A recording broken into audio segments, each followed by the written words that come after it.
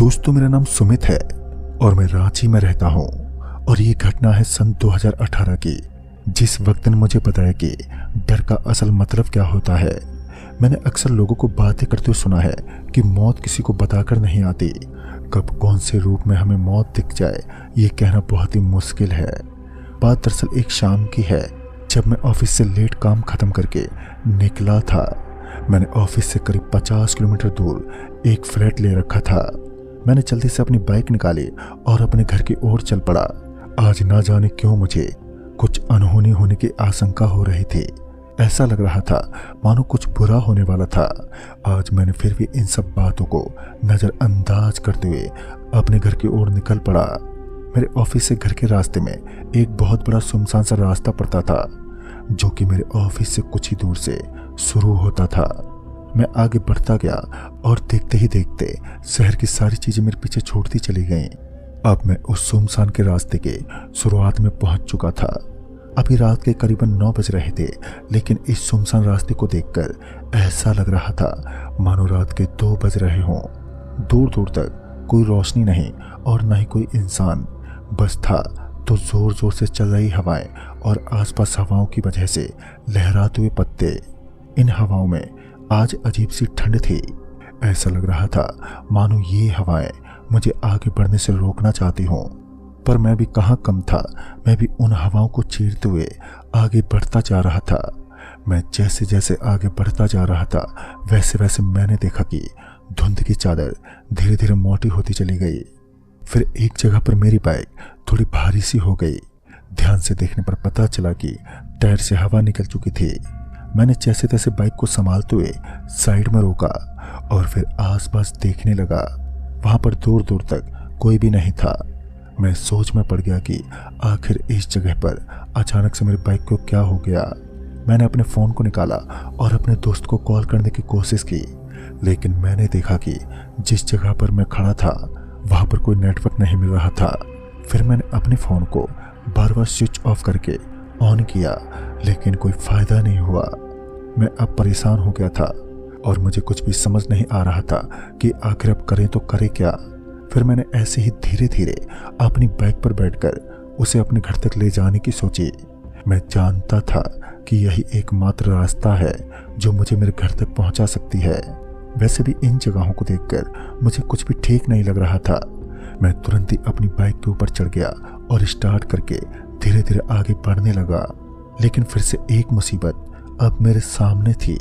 मेरी बाइक ने एक बार फिर से यहाँ पर मुझे धोखा दे दिया और वह बंद पड़ गई। मैंने बाइक को बंद होने से रोकने की बहुत कोशिश भी की, लेकिन कोई फायदा नहीं हुआ। ये सब देखकर अब मैं मायूस होकर बाइक के पास खड़ा हो गया और इधर उधर देखने लगा। अब मुझे कुछ भी समझ नहीं आ रहा था कि अब मुझे क्या करना चाहिए। सुनसान रास्ता, ना तो फोन में नेटवर्क और ना ही कोई दूसरा रास्ता। मैं ये सोच ही रहा था कि अब आगे क्या करूं कि तभी मेरे कानों में हॉर्न की आवाज सुनाई पड़ी। मैं अचानक से खुश हो गया और हैरान भी था कि आखिर इस वक्त यहाँ कौन सी गाड़ी आ पहुंची। मैंने जब इधर उधर ध्यान से देखा तो मैंने पाया कि दूर से एक बस मेरी ही तरफ आ रही थी।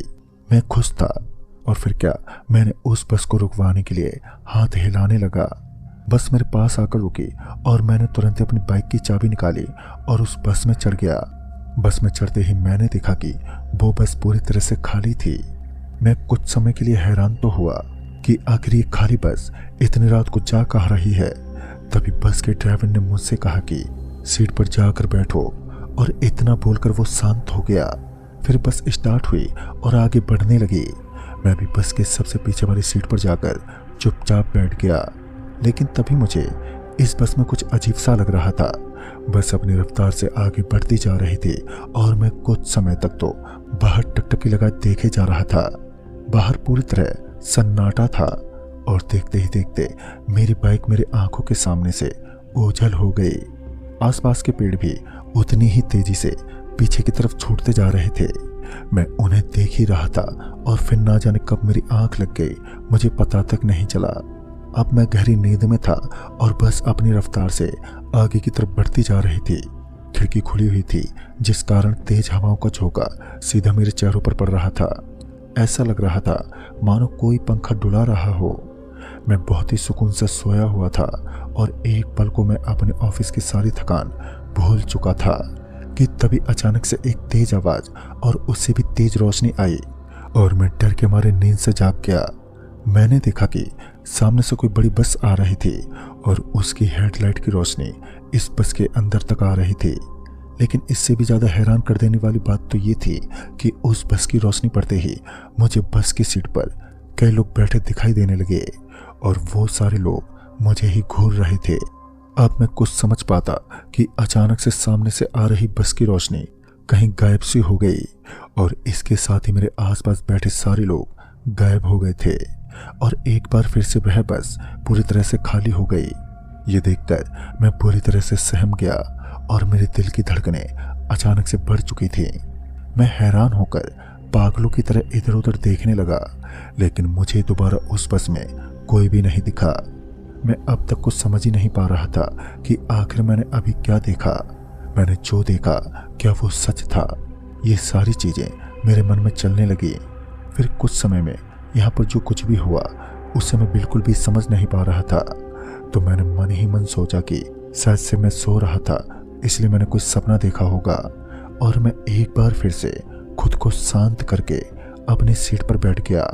मैंने सोने की कोशिश की, लेकिन मेरे मन में अभी भी वो सारी चीजें घूम रही थी।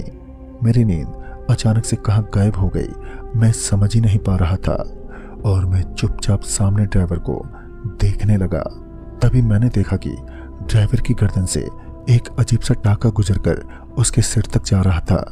ऐसा अक्सर उन्हीं के शरीर पर होता है जिसकी मौत के बाद पोस्टमार्टम किया गया हो। हॉस्पिटल वाले पोस्टमार्टम करने के बाद लाश को इसी तरह सील करके घर वालों के हवाले कर देते हैं। मैं ये चीज देखकर और भी ज्यादा परेशान हो गया। फिर मैंने जो देखा उससे मेरे पैरों तले जमीन खिसक गई। मैंने देखा कि मेरी बाइक अभी भी सड़क के किनारे लगी हुई थी। मैं समझ गया था कि ये बस मुझे कहीं लेकर नहीं जा रही, बल्कि घूम फिर करके वापस एक ही जगह पर आ रही है। अब मैं समझ चुका था कि ये कोई मामूली बस नहीं है और थोड़ी देर पहले मैंने जिन लोगों को मुझे घूरते हुए देखा था उनका इस बस से जरूर कोई संबंध है। अब मैं जान चुका था कि ये बस मुझे कहीं नहीं पहुंचाने वाली।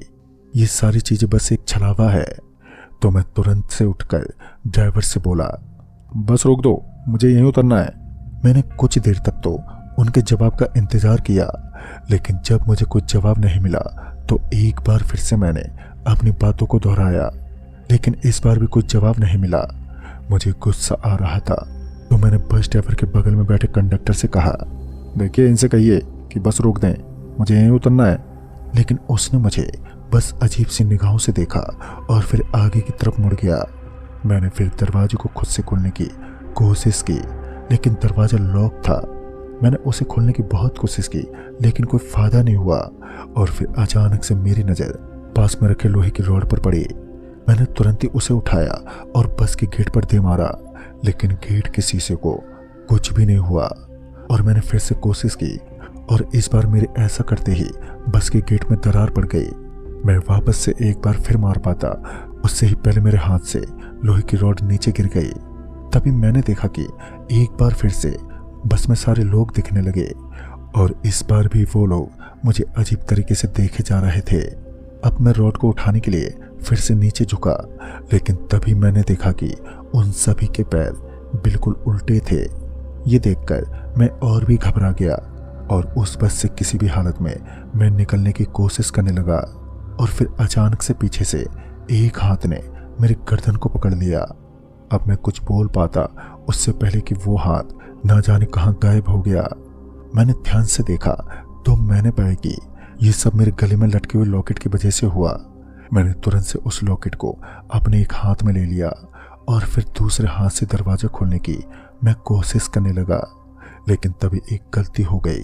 मेरे हाथ से वो लॉकेट नीचे गिर पड़ा और इससे पहले कि मैं उस लॉकेट को उठा पाता कि अचानक से एक हाथ ने मेरे पैरों को पकड़ा और मुझे मेरी सीट की तरफ खींचने लगा। मैंने खुद को रोकने की बहुत ही कोशिश की, लेकिन मैं कुछ भी ना कर सका और धीरे धीरे अपनी सीट की तरफ घसीटता हुआ चला गया। लेकिन तभी मेरे हाथ में मेरे लॉकेट की चेन लगी।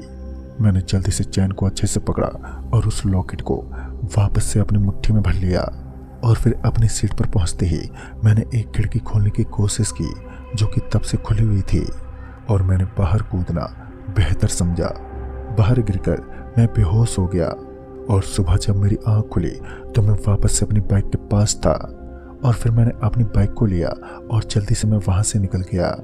दोस्तों, आज भी उस पर्स को मैं याद करता हूं तो मेरे रोंगटे खड़े हो जाते हैं।